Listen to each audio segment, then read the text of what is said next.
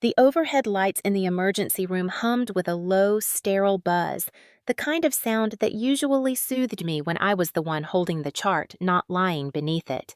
The air reeked of antiseptic and faint copper, and when I blinked, I could feel the dried crust of blood tightening the skin around my mouth.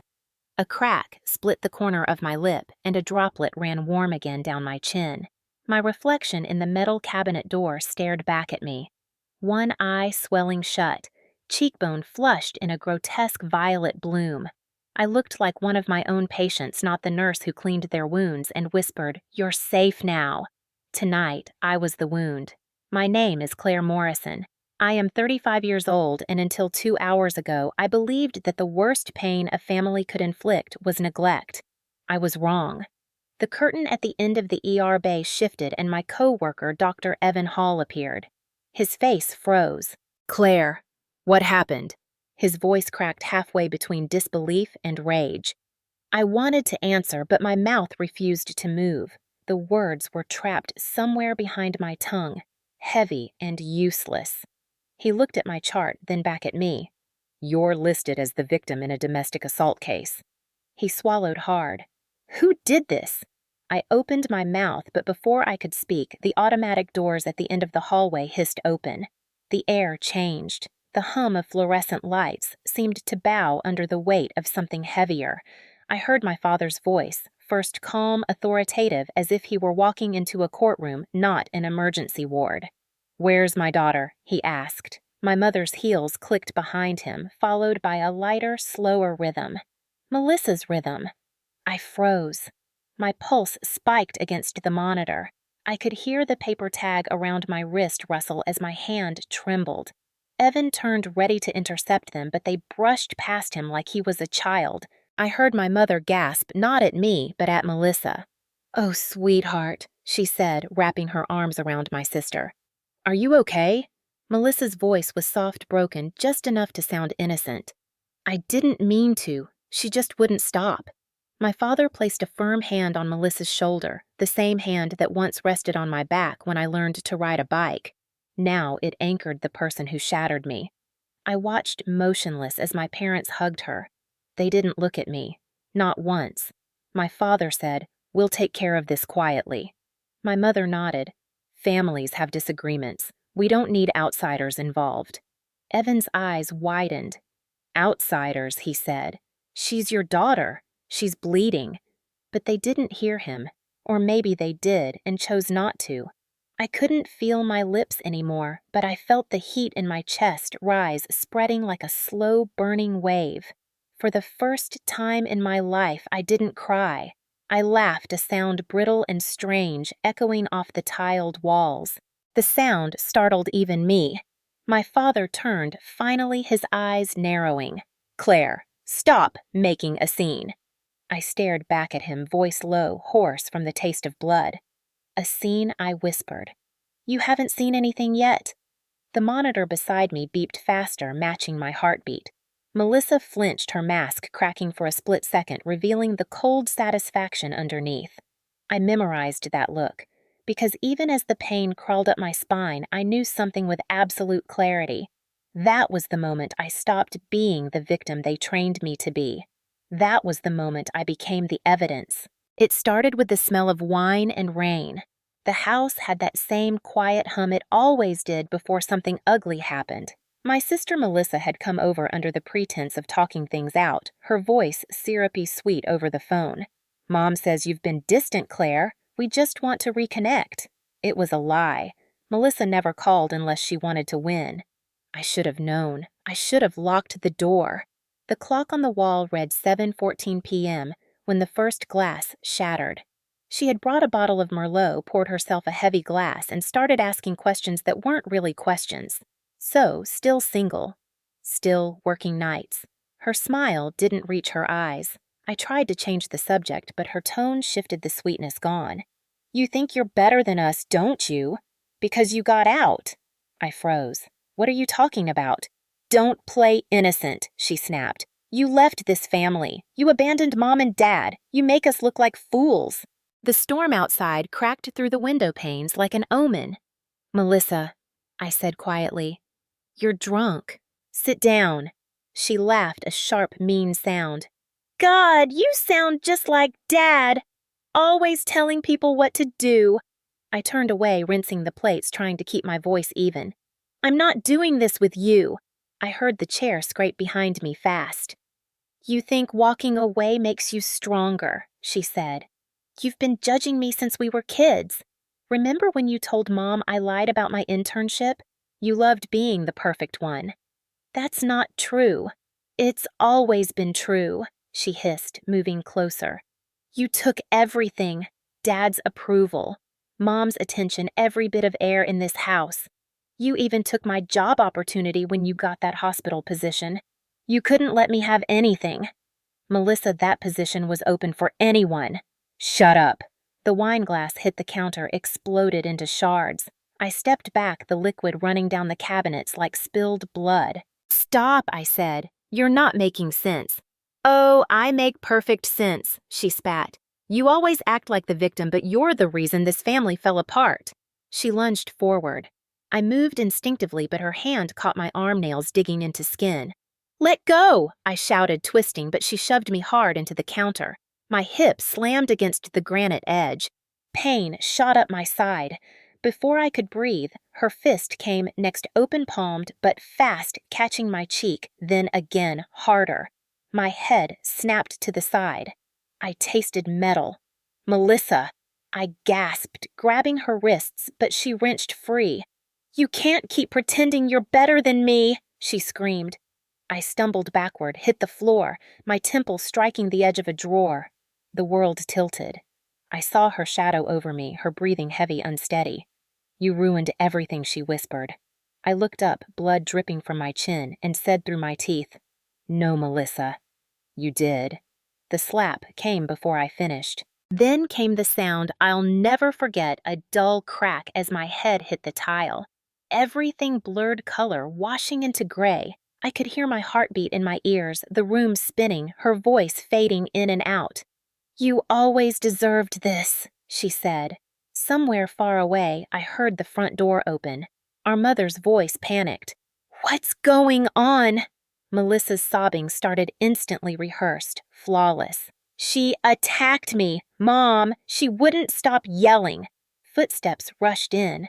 I tried to lift my head to speak, but my lips barely moved. My mother's heels clicked close, then stopped. Melissa, are you all right? She asked. Mom, I croaked. She hit me, but my mother didn't look at me.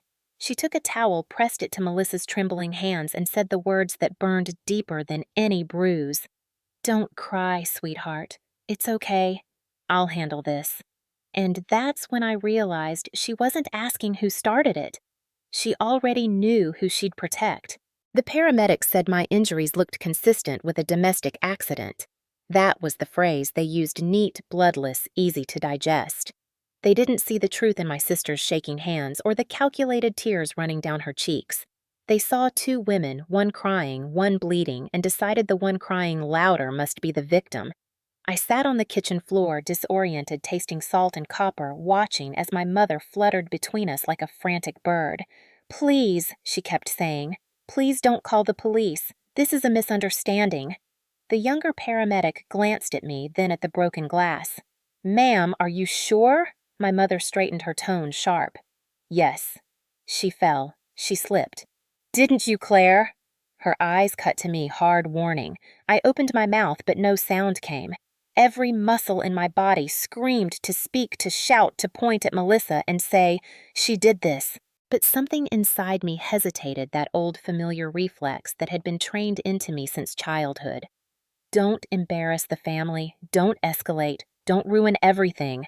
I nodded once. The paramedic hesitated, then sighed. All right. But she needs medical attention. They lifted me gently, my head throbbing with every movement. I caught a glimpse of Melissa in the corner of the kitchen, dabbing fake tears from her eyes while Mom stroked her hair. My father's voice boomed from the doorway. What happened here? His eyes took in the scene, the blood, the broken glass, me being lifted onto a stretcher. But when his gaze landed on Melissa, his expression softened instantly. Sweetheart, are you hurt? I couldn't help it. I laughed. It came out strangled and wild, the kind of laugh that lives between pain and disbelief. The paramedic froze, and my mother snapped, "Stop it, Claire! You're scaring her!" Scaring her! My vision blurred as they carried me outside, rain slicing across the night like a punishment. The ambulance doors shut, sealing me in with the smell of antiseptic and diesel. I watched through the rear window as my parents wrapped their arms around Melissa, their silhouettes framed in the doorway. That was the last thing I saw before the city lights smeared into darkness. At the hospital, everything felt mechanical. The intake nurse asked standard questions. "Are you safe at home? Do you want to file a report?" Each one slicing deeper because I knew the right answers and couldn't give them. "No," I said quietly. "It was an accident." The nurse frowned but didn't push. They never do. When the pain meds kicked in, I drifted in and out of a fog. I saw flashes Evan's face when he recognized me, the flinch in his jaw when I said family. He didn't ask for details. He just said, "You're staying here tonight. I'll handle the paperwork."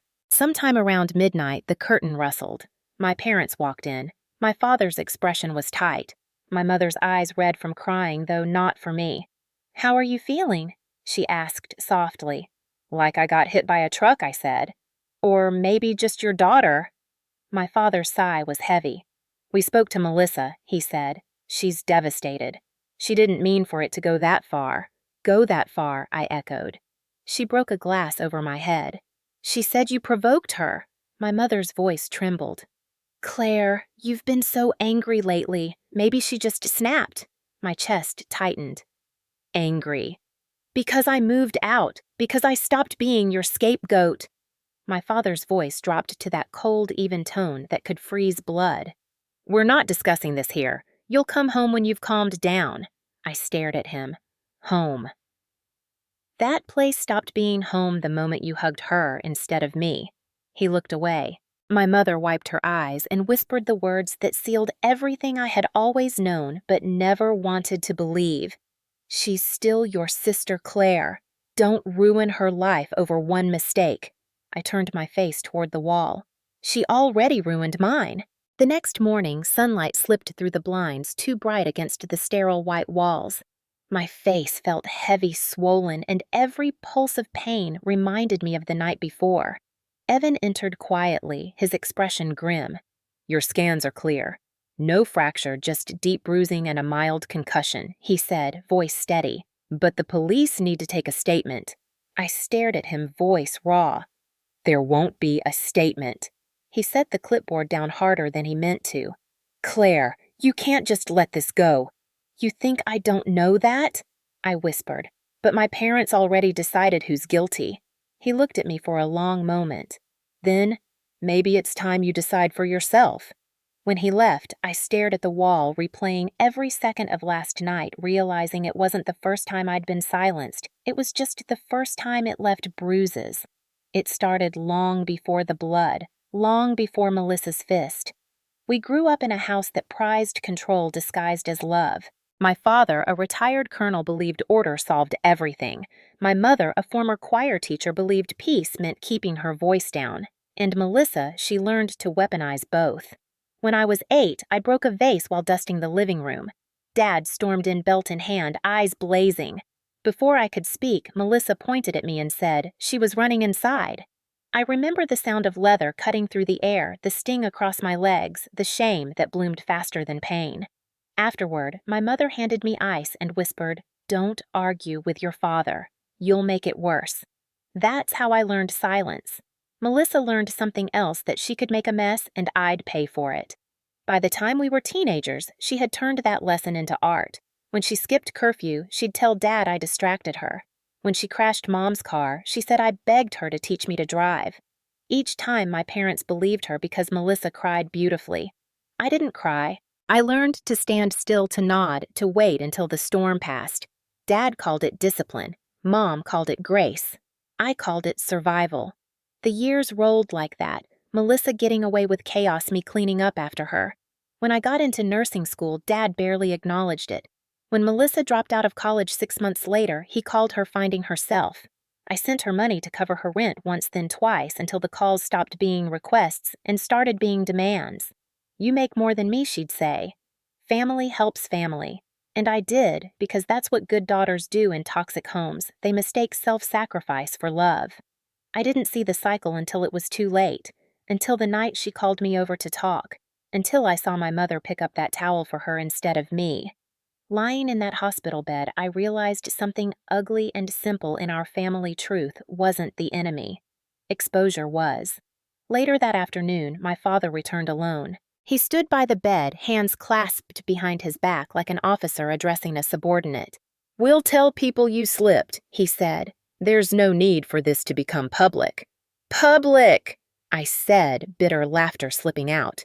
"You mean honest, I mean respectable," he snapped. "Your sister's already struggling. She doesn't need this on her record. She assaulted me, Dad." His jaw tightened. "You provoked her." My stomach turned. "So that's your story." "It's not a story," he said coldly. "It's how we protect this family." I met his eyes, voice steady. "Then you're not protecting a family. You're protecting an abuser." He didn't flinch. "Watch your tone, Claire." Then he left, closing the curtain softly behind him like he'd just finished giving an order. And that's when I knew this wasn't just one night of violence. This was the inheritance no one ever talked about. 2 days later, I was discharged with painkillers, a sling, and a list of follow-up appointments. But the real wound was invisible. The hollow ache between what I knew and what they kept insisting wasn't real. My mother drove me home, silence thick between us. The windshield wipers swished in slow rhythm against the drizzle. Every few minutes, she'd glance at my bruised face, then quickly look away like it was impolite to notice. When we reached my apartment, she parked but didn't get out. "Claire," she said finally, her voice low, trembling, "you know your father's trying his best. We all are. This isn't easy for anyone." I stared at her hands gripping the steering wheel, her knuckles white. "Not easy," I said softly. "Mom, your daughter put me in the hospital. I woke up with stitches and a concussion." She winced. She didn't mean it. She hit me. Twice.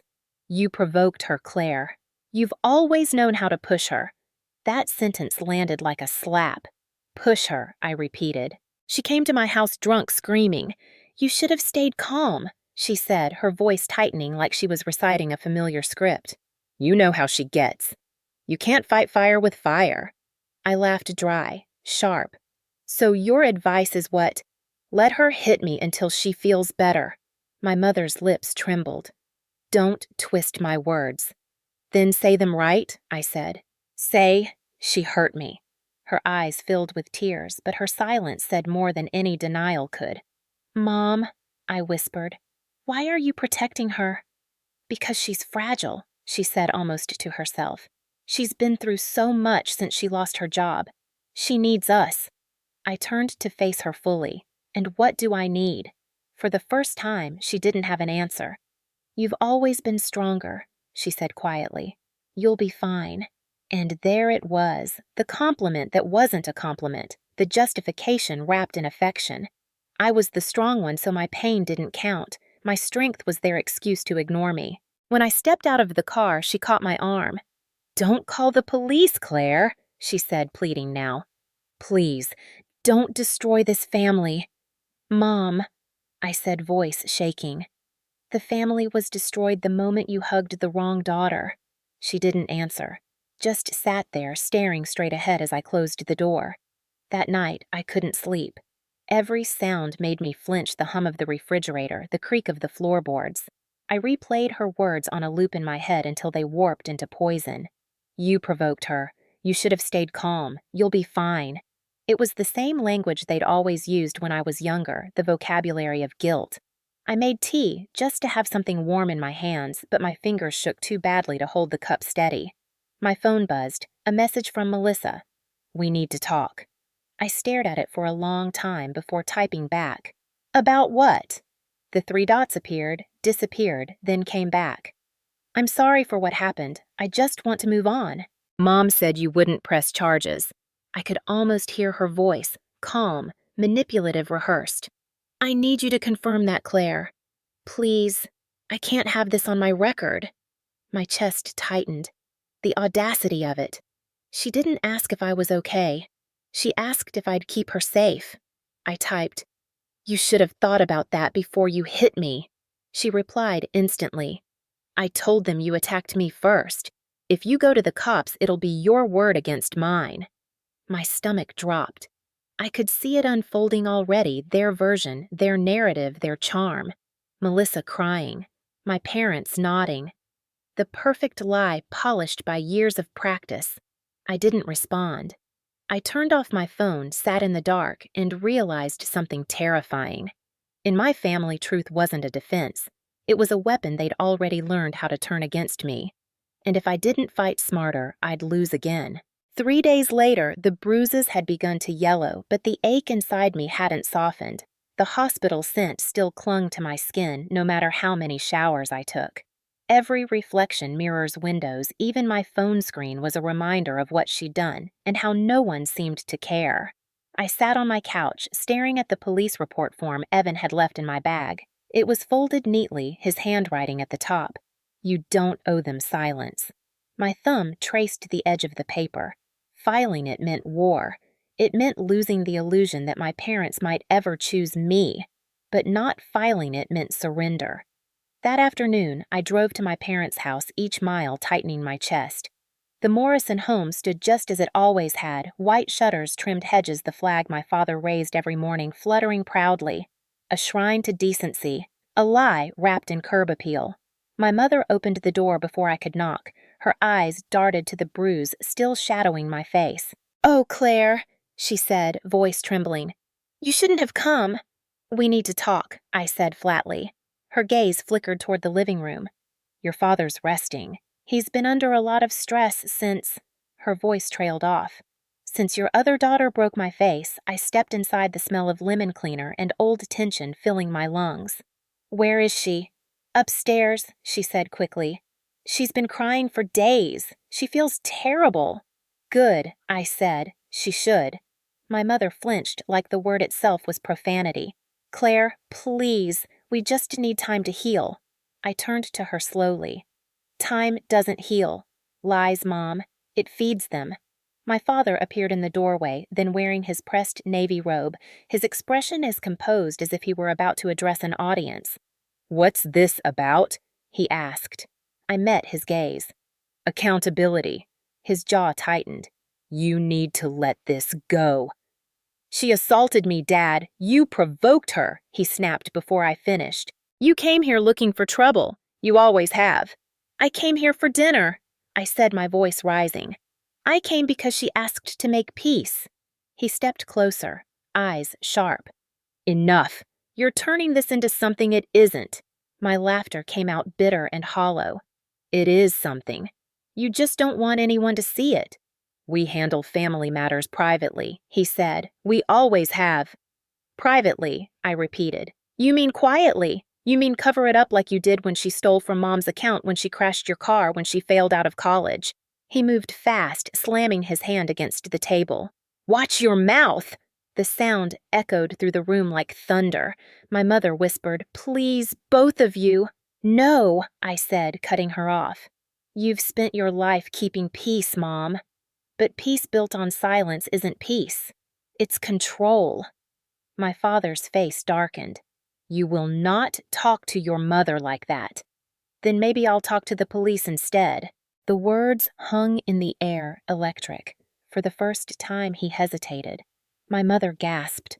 "Claire, don't," she whispered. "Please, you'll destroy your sister. She destroyed me." My father straightened his posture, voice sharp as a blade. "If you do this, you'll regret it. Family protects family." I took a step back, my pulse hammering. "Then maybe I'm done being family." I turned for the door, ignoring my mother's pleading tone. "Claire, wait. Just wait." I didn't. Outside, the evening air hit cold and sharp. My hands trembled as I unlocked the car. I sat behind the wheel, the house glowing warm and golden through the windows like a postcard. Inside, they'd already be rewriting the story. Poor Melissa, hysterical Claire. I stared at the steering wheel, breath uneven, and whispered, "Not this time." I picked up my phone, dialed Evan, and said, "Give me the detective's number." Detective Hayes met me 2 days later at the hospital cafe, the same one where I'd eaten quick lunches between 12-hour shifts. He didn't come in uniform, just a gray windbreaker coffee in hand, expression steady. "Ms. Morrison," he said, sliding into the seat across from me. "Dr. Hall said you might be ready to talk." I nodded, unsure if I was ready or just done pretending. He opened a notepad. "You were assaulted by your sister Melissa Morrison at your residence on the 24th. Your parents were present afterward. Is that correct?" My throat tightened. "Yes. Would you like to make an official statement?" My palms sweated against the table. I thought of my mother's trembling plea, my father's cold threat, Melissa's text saying I told them you attacked me first. I thought of every bruise I'd hidden as a kid, every lie they'd told to keep their image polished. "Yes," I said finally. "I would." He nodded once, clicked his pen. "Tell me what happened." The words came slow at first, hesitant, halting, but once I started, I couldn't stop. Every detail poured out: the wine, the glass breaking the shove, the slap, the blood. I even told him what my parents said at the ER, the hug that felt like a verdict. Hayes didn't interrupt. He just listened, eyes steady, jotting notes in neat block letters. When I finished, the silence was thick enough to hear the hum of the vending machines. "That's not an easy story to tell," he said quietly. "Do you have evidence?" "Photos, medical reports." I reached into my bag and slid a folder across the table. "Everything. My hospital records texts from Melissa and the audio from the call with my mother after it happened. I recorded it." His brows lifted. "Smart." "No," I said. "Desperate." He flipped through the papers, stopping at one message. "If you tell anyone, you'll regret it." He looked up. "This is enough to open a case, but you should know once it starts, you can't control how it ends." I nodded. "I'm done controlling silence." He closed the folder, stood, and extended his hand. "Then we'll proceed."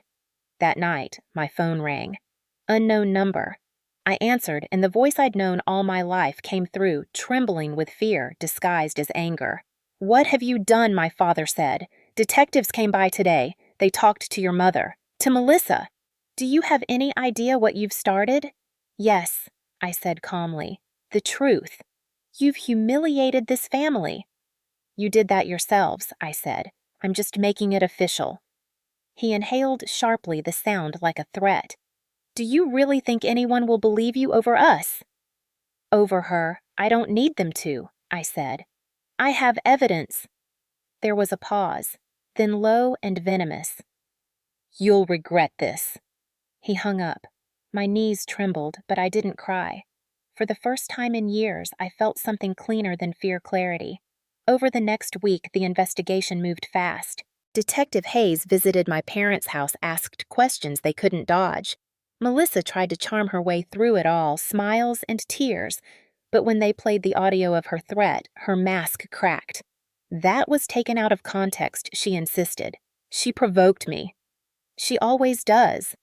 "Hayes just wrote something in his notebook. Funny he said she said the same thing about you." The day they came to arrest her, the sky was a dull gray, the kind that felt like a warning. I didn't go, but I saw the footage later, a local reporter covering a domestic violence case involving a prominent family. Melissa kept her chin high until the handcuffs clicked. Then she looked at the camera, and for the first time, she didn't cry. She glared.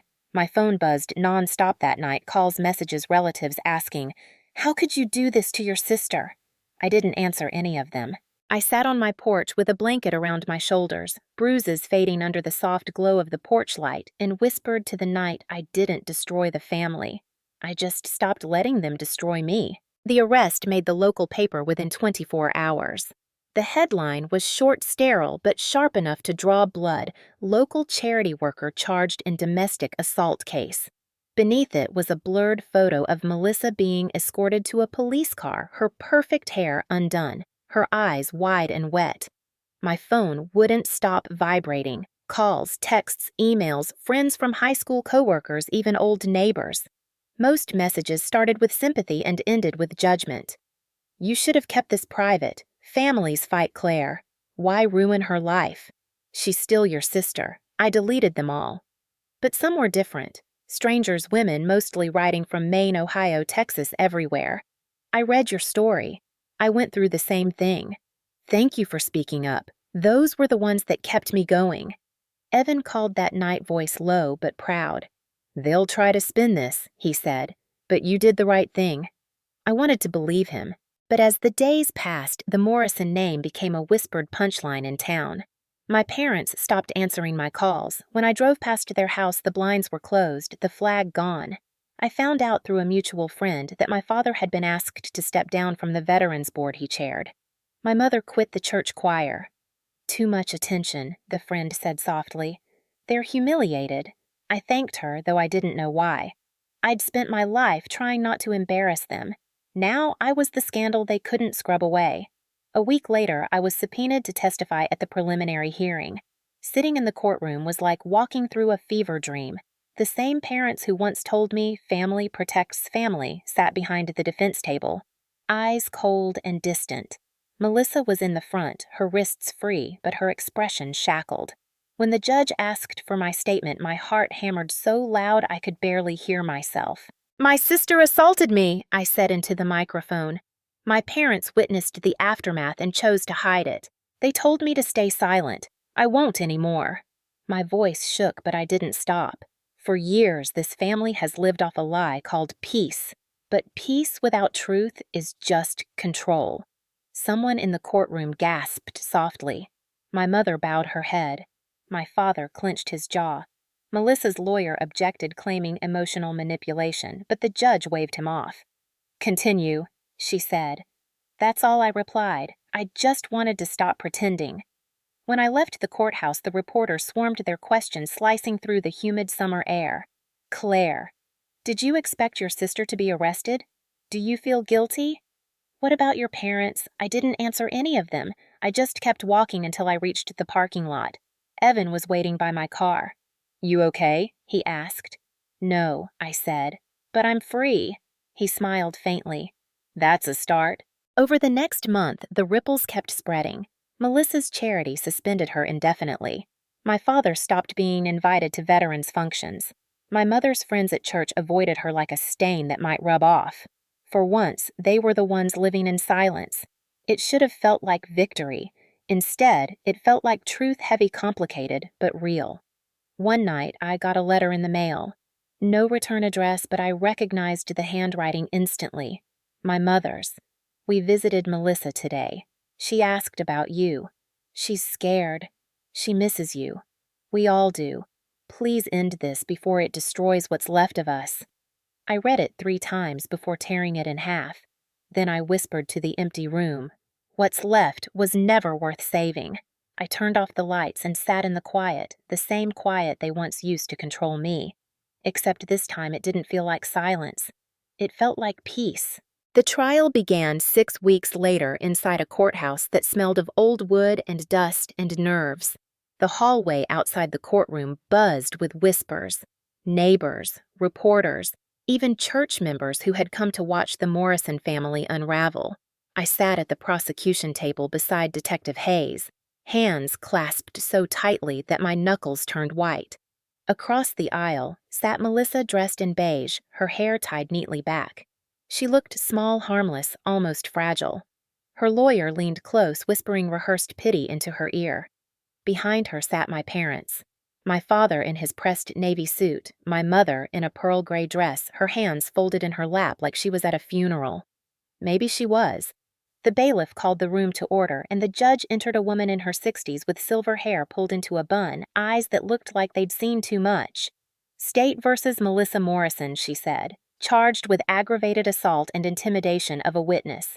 Melissa kept her gaze low, her jaw tight.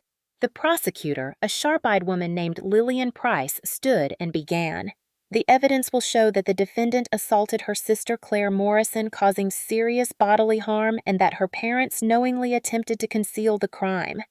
Lillian moved like she was carving truth from stone, methodical, unflinching.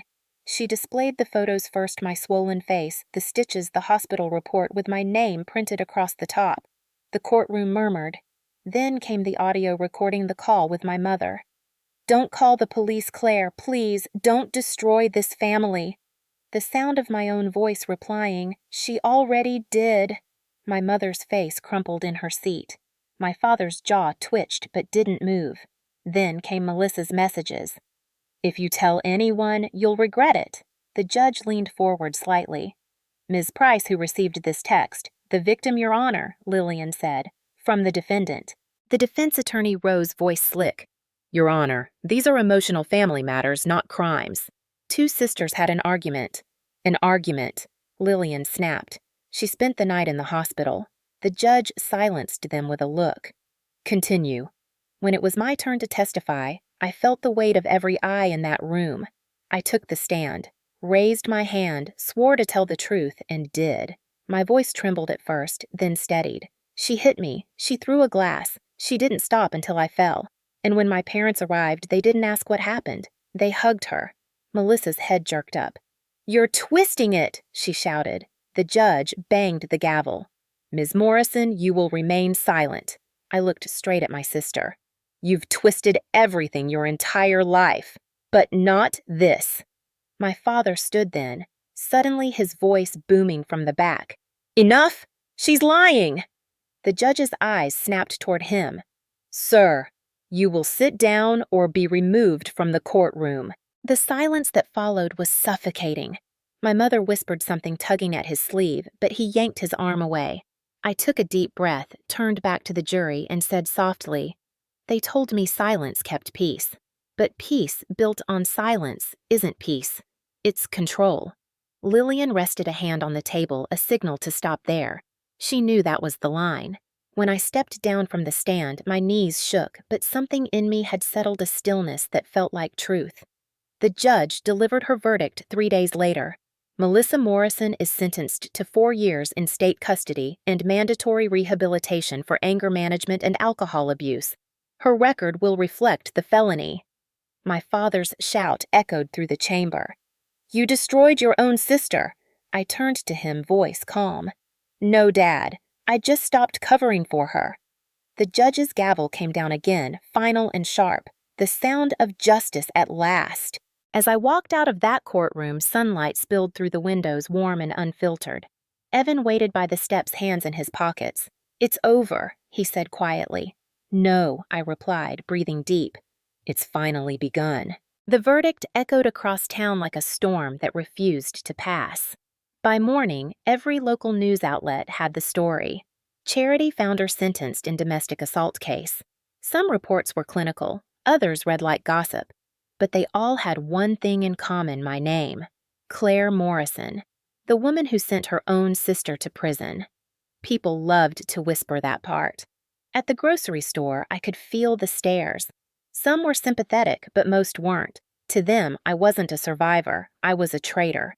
I'd broken the unwritten rule that small towns lived by: never drag family business into the light. My parents stopped returning my calls completely. My father's voicemail had changed. His new message said, "If this is Claire, do not contact us again." My mother didn't even record one. The silence was louder than any scream. I tried to keep working, but the hospital was a battlefield of opinions. A few nurses hugged me in the break room, whispering, "You did the right thing."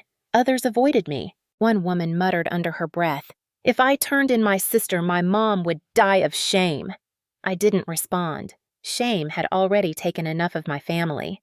Evan became the only constant, checking in, making sure I ate, reminding me to sleep. One night, he stopped by after a late shift. "You look worse than my patients," he said gently. "Thanks," I murmured. "It's the new me, public enemy #1. He leaned against the counter. "You exposed the truth." "That doesn't make you the enemy. Tell that to the people who think I destroyed the Morrison name." "Maybe it needed destroying," he said. I smiled faintly, but didn't argue. 2 weeks later, a letter arrived from my father. His handwriting rigid, deliberate, like every letter was a command. "Your actions have disgraced this family beyond repair. Your sister's incarceration will follow our name forever. I hope your conscience keeps you company since you've chosen it over your blood." I folded the paper once, then again, until it was small enough to fit into the trash. I didn't need to keep it. I already knew every word by heart from years of hearing it in different forms.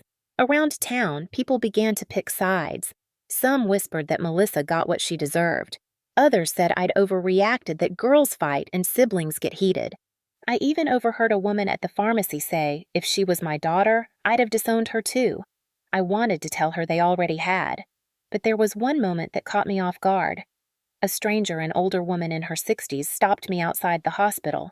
She had kind eyes and hands that looked like they'd worked hard all their life. "You're Claire, right?" she asked. I nodded cautiously. "My sister used to hit me," she said softly. "No one believed me either. You did something brave. Don't let them take that from you." She walked away before I could speak. I stood there watching her disappear into the parking lot, realizing that the people who understood weren't loud. They were survivors too. That night, I sat on my porch again, the autumn wind cutting through the quiet. I thought about Melissa in her cell, my parents in their empty house, and myself alone, but finally unafraid. The truth had burned everything down, but maybe that was the point. Some things needed to burn so something better could grow. When I went inside, my phone buzzed. A text from an unknown number. "It's me." I stared at it, heart hammering. Then another followed. "They're making me go to therapy. I hate you for this. But maybe I hate myself more." I didn't reply. I just set the phone down, whispered into the darkness. "That's a start," and closed my eyes, letting the quiet settle, not the silence they forced on me, but the peace I'd earned. Winter came early that year, coating the town in a layer of frost that seemed to muffle everything. The snow on my parents' porch was untouched, the driveway unshoveled, a small rebellion against the world that had seen their family's shame. I hadn't planned to go back there, but something inside me needed to face what was left. I parked by the mailbox, heart-pounding breath fogging against the cold air. When I reached the door, it opened before I could knock. My mother stood there, thinner than I remembered, wrapped in a cardigan that looked 2 sizes too big. "Claire," she whispered. The sound of my name broke something I didn't realize was still fragile. "Can I come in?" I asked. She hesitated, then nodded. The house smelled the same cinnamon polish and something faintly sour, like regret. My father was in his chair, the television flickering silently in front of him. He didn't look up when I entered. "Dad," I said softly. "Nothing." My mother gestured toward the couch. "He's not himself lately." "He never was," I said quietly. She winced, but didn't argue. We sat across from each other, the distance between us filled with years of unsaid things. "Melissa writes to us every week," she said after a long pause. "She says therapy is helping. She's angry, but she's learning things about herself." I nodded slowly. "Good." My mother twisted her wedding ring. "She misses you." "She should have thought about that before she broke my jaw," I said flatly. "Claire." "No, Mom." I said, my voice steady but sharp. "You don't get to say her name like she's the only one who's suffered." My mother's eyes filled with tears. "I know," she whispered. "You think I don't blame myself? I told you to be quiet. I told you to protect the family. I was wrong." The words hit me harder than I expected. I'd imagined this moment for months, but now that it was here, it didn't feel like victory. It felt like a slow, painful thaw. Why, I asked. Why protect her? Why protect him?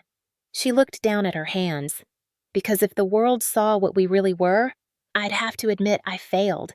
I kept thinking if I just stayed quiet long enough, things would go back to normal. "They never were normal," I said. She nodded, tears slipping down her cheeks. "I know that now." For a long time, neither of us spoke. The only sound was the wind outside, howling like it wanted to cleanse the house itself. My father shifted finally, his voice gravelly. "You ruined this family, Claire." My mother flinched, but I didn't. I turned to him. "No, Dad. You did every time you looked away. Every time you told us to keep our voices down instead of keeping our hands to ourselves." His jaw clenched, but his eyes, the same hard gray I'd seen my whole life, finally faltered. I stood up. I didn't come here for forgiveness. I came to see if there was anything left worth saving. And my mother asked, her voice barely audible. I looked around the living room, the family photos on the wall. Melissa's awards, the framed flag from my father's service. Everything was polished, preserved, and hollow. Nothing I said.